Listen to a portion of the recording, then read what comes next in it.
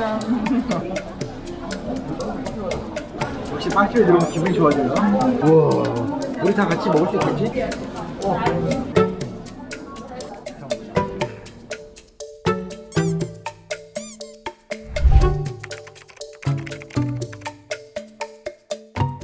짜잔! 알면서 단팥빵. 아, 그래서 뭐 지금 막 여러 개 샀다는 거지. 아, 그렇죠? 예.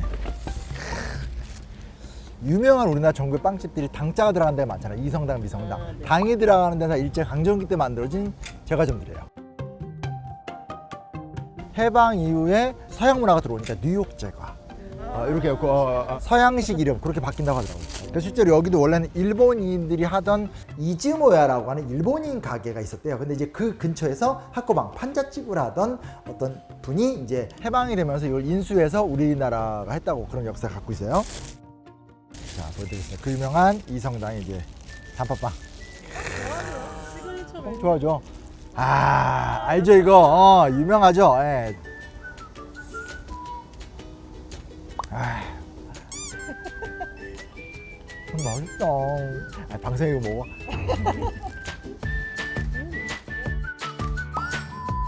그냥 이왕 이렇게 맛있는 거 먹으러 왔으니까 하면서 좀 좋은 자리 옮겨가서 제가 재밌는 빵의 역사 맛있게 먹고 지식도 갖고.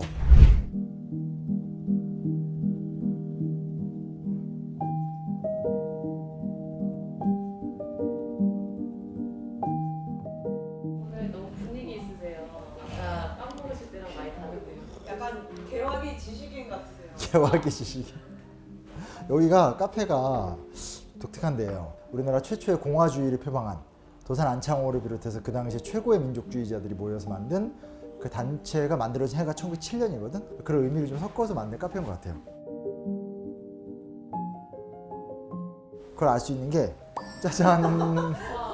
난 또 되게 아이디어가 좋은 게 이렇게 딱 우리나라인데 군산 딱 넣어서 이런 거 좀 아이디어 좋은 것 같아요. 그렇죠? 그래서 이렇게 문화 콘텐츠로 만드는 즐겁고 이런 공간들이 많은데 또 특별히 하나 좀 소개시켜 드리고 싶어서 넌 PPL입니다. 네.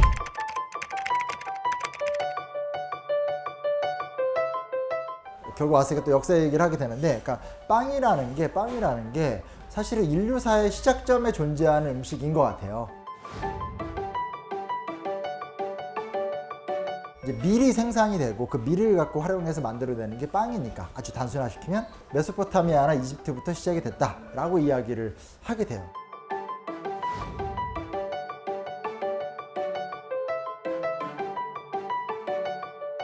근데 이제 그런 건 이제 가장 기본적인 이야기인 거고, 빵이 만개해서 빵이 정말 그 절정으로 꼽히는 나라, 당연히 이제 어딜 것 같아요? 물란서? 그렇죠. 파리지앵 작가님 아시죠? 그렇죠? 프랑스가 이제 빵의 원조이다라는 건 부정할 수 없고, 그냥 당시 중세 때 어떤 그 용어나 기록들을 보더라도 프랑스 하면 빵 먹는 나라. 그러니까 유럽 내에서도 빵하면 프랑스로 거의 연결이 많이 돼 있더라고요.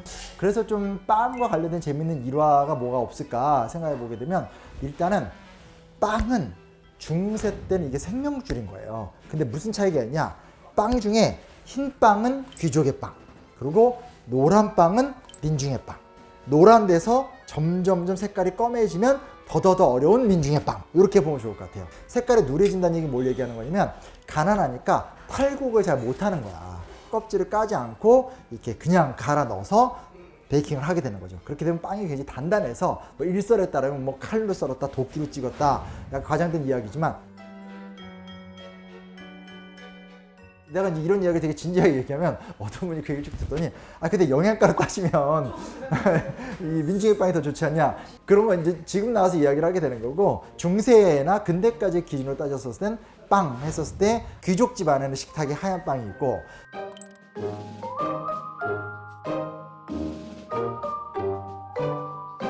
풍요로운 농민의 집안에는 이제 누런 빵이 있고, 어려운 시절의 빵은 시커멓고, 흰 빵은 농민은 먹으면 안 된다. 그래서 흰 빵을 먹었을 경우 처벌을 하는 경우들도 생긴 것도 우리가 좀 확인해 볼 수 있고, 그래서 우리가 프랑스 대혁명 이야기를 하다 보면 빵이 아니면 죽음을 달라 뭐 이런 얘기 되게 유명한데, 밀 가격이 오르락 내리락 할 때 이게 주식이니까 밀값이 오르면 빵값이 비싸지는 거잖아요.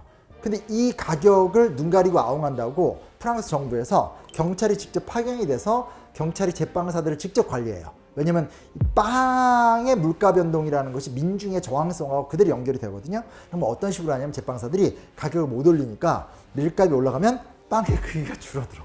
제빵사들이 일부러 그러는 게 아니라 빵에 대한 국가적 통제가 있어서 그러는 건데 민중들 입장에서 열받잖아요. 저 제빵사들은 경찰들도 만나고 귀족 말도 듣기 때문에 저 인간들은 우리 편이 아니라 저 귀족들의 편이다. 제빵사들이 민중들한테 공격을 당해서 공개 처형을 당하는 경우가 종종 생겨요. 중앙에 있는 파리 시민들이야 뭐 바스티유를 공격한다라든지 무슨 막 귀족들을 공격하지만 지방에 있거나 좀 소외된 지역에 있는 민중들 같은 경우는 우리를 힘들게 했던 귀족의 앞잡이는 제빵사들이다 이러면서 이 제빵사들을 엄청 공격해서 굉장히 많이 죽어요.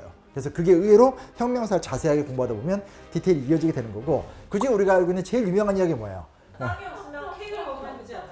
그렇죠. 근데 이게 우리나라에서 원래 어떻게 알려졌냐? 내가 어릴 때만 해도 빵이 없어? 고기를 먹어. 이렇게 소개가 됐다가 최근에 조금 더 보정이 돼서 빵이 없으면 케이크를 먹지 그래 라고 이야기를 했고, 그게 유언비어다까지 최근에 많이 알려졌죠. 근데 실제로 정확히 말하면 뭐냐면 빵이 아니면 브리오슈를 먹지 그래. 요게 정확한 표현이래요. 브리오슈. 그러니까 굉장히 촉촉하게 버터와 계란이 많이 들어간 빵. 지금은 이제 우리가 빵에 대한 지식이 높아졌지만 한 90년대까지만 하더라도 브리오슈는 뭔지 몰라. 그게 모르다 보니까 동네에 가서 빵집에 사 먹을 수 있는 단팥빵, 소보루빵이 있고 생일날, 특별한 날 먹는 비싼 빵이 있어. 그게 케이크거든. 근데 여기서 이제 빵이 아니면 고기를 먹지 그래 이 말이 나오잖아요. 그럼 왜 그러냐? 80년대 이래 우리나라가 확 잘 살게 되면서 부의 상징이 오늘 좀 삼겹살 구워 뭐 이런 식으로 되기 때문에 케이크에서 고기까지 바뀐 뭐 이런 역사가 있다라는 것도 흥미롭지 않나요?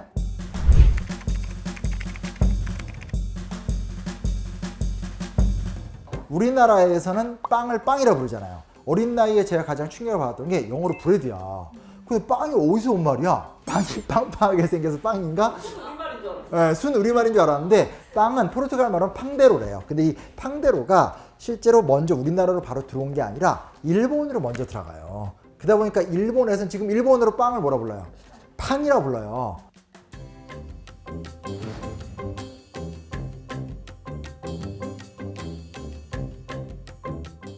그래서 그게 우리나라로 들어오면서 한국 특유의 걸쭉한 발음과 딱 붙으면서 팡이 빵으로 바뀌었다라는 게 현재 정설이에요. 근데 이제 그러면 빵이라는 건 다양한 종류를 갖고 있는 건데 그 중에 어떤 빵을 갖고 왔을까 하는데 실제로 포르투갈 선교사들이 대항해 시대 이후에 그 일본 전국 시대 때 나가사키에 많이 들어왔는데 여기 오븐이 없는 거야. 그래서 기록을 보면 벽돌을 구해서 벽돌을 쌓아서 거기다 장작불을 붙여서 빵을 구워서 나눠줘요. 근데 그 빵이 뭐냐? 그게 카스티아 지방에서 만든 팡데로, 카스텔라 빵이 처음으로 일본에 보급이 된 거예요. 이 카스텔라가 카스테라가 돼가지고 우리나라에 들어왔을 때도 한 80년대까지만 하더라도 좀 비싼 빵, 고급 빵, 그리고 선물빵, 그게 카스테라가 된 거예요. 대항해 시대 때 유럽 상인들이 동남아시아를 거쳐서 일본까지 들어오면서 자신들의 문물을 먼저 일본에 전해줬고, 강화도 지역 이후부터 목포, 군산, 인천 이런 지역으로 이 빵 문화가 쏙 들어오게 되는 거예요. 그러니까 이제 지금도 군산하면 빵이 유명한 이유도 연결이 되는 거고, 우리나라 빵 문화는 어찌됐건 좀 일본을 거쳐서 들어오게 되는 거죠. 또 하나 또 되게 재밌는 게 뭐냐면 일본식 빵에다가는 그 맥주 이스트를 많이 안 넣는데요. 그러니까 쉽게 말하면 뭐냐면 유럽 사람들 빵이 확 부푸는 걸 좋아하잖아. 일본인들이 그게 자기 입맛에 잘 안 맞는 거야. 처음에 먹었던 것도 좀 카스테라 위주고, 우리나라 기록을 살펴보더라도 우리나라 사신이 중국에 가서 먹었던 빵들이 있어요. 근데 서양 떡이라고 나오는데 그 내용을 따져봤었을 때 아마 카스테라 같아요. 굉장히 오랜 기간 동안 그 일본이나 중국에서는 꽤 고급 음식으로서 누군가를 접대할 때 카스테라를 내놨던 것 같아요. 왕실이나 이런 데서. 그래서 그런 게 좀 입맛에 영향이 있었는지 모르겠지만 뭔가 이렇게 좀 부풀어 오르고 굉장히 좀 이렇게 반질반질하고 윤기 흐르고 이런 빵보다는 조금 이제 좀 담백한 느낌? 그러다 보니까 일본에서 등장하게 된 게 단팥빵.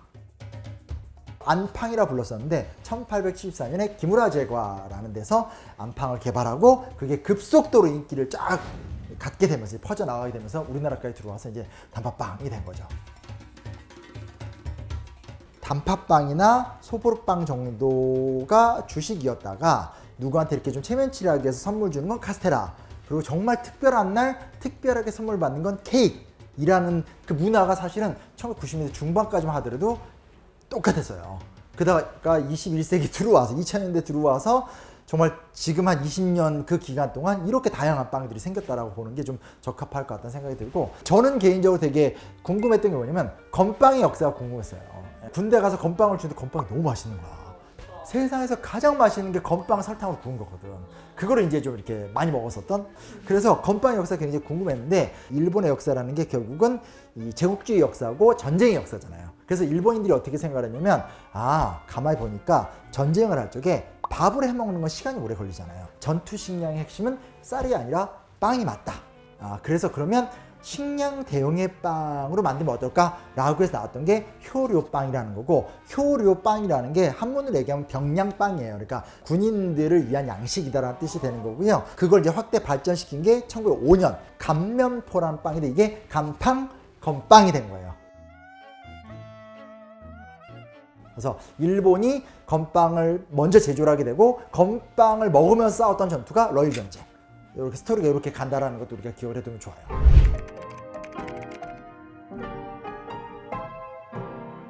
최초로 1945년 10월, 그러니까 해방되고 나서 2달 정도 지난 즈음에 미군이 들어오니까 우리가 너무 못 살고 힘들잖아. 그러니까 막 미군 원조 물자, 미군 군수 물자에서 밀가루, 설탕 이런 걸 막 뿌렸잖아요. 근데 거기서 이거다! 아이디어를 낸 사람이 있었어요. 허창성이라는 사람인데, 이 사람이 미군 원조 물자를 받아다가 그걸로 빵을 제조해서 막 팔기 시작을 해요. 처음에는 북한 지역에서 활동을 하면서 상리당이라는 가게를 열었는데, 그 해방 이후에 남한 쪽에 내려와서 이제 회사를 크게 운영했는데, 그게 이제 그 유명한 삼립이라고 하는 정말 비싸게 먹는 간식일 정도로 삼립빵의 그 위상이 되게 높았었어요. 또 하나가 뭐가 있냐면 1947년 5월 달에 이 서울 중림동에서 윤태현이라는 사람이 과자를 만들어요. 심지어 쿠키라는 드라마의 원 소재까지 되기도 했었어요. 산도. 산도.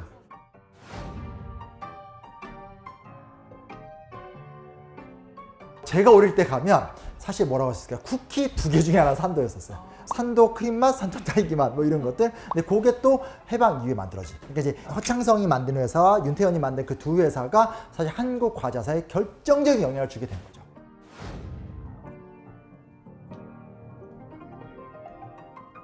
그 이후 이야기들이 이제 마카롱이라든지 에그타르트라든지 여러 종의 빵들이 만들어지게 되고, 거기에 이제 어찌됐건 외환위기 이후에 경쟁이 세지게 되니까 조금 더 맛있고 조금 더 특화되고, 동네 매력적인 빵집들이 막 등장을 하는 현재 과정인 거죠. 그러니까 그 스토리가 굉장히 굴곡이 크긴 한데, 아주 조밀한 빵 이야기는 사실은 진짜 1, 20년 된 이야기다라는 것들. 예, 알고 먹으면 좀 더 좋은 거죠. 알고 먹으면 좋은 건 없어요. 근데 먹으면서 함께 아는 이야기라면 즐거워지는 거지. 예. 그 재밌어지는 거지. 그러니까 먹으면서 너 이 커피가 어디에서 온 건 줄 아니? 야, 와인이 왜 프랑스에서 유명한 줄 알아? 원래 와인은 로마의 문화인데 그게 북부지구로 올라오게 되면서 포도나무 키가 작아지는 대신에 포도의 품종이 좋아진 거야 라든지, 이런 이야기 하다 보면 되게 흥미로운 얘기들을 좀 많이 나눌 수 있게 되는 거죠. 그래서 먹는 것도 역사가 있고 그 즐거운 수다 안에 의미 있는 인문학적 요소들이 있다라는 것들, 그런 거 같이 좀 나눠보면 재밌지 않을까? 대신에 약속을 하나 해줘요. 먹여주면서 하기. 동의합니까? 고민해 보겠습니다. 내가 사준다고.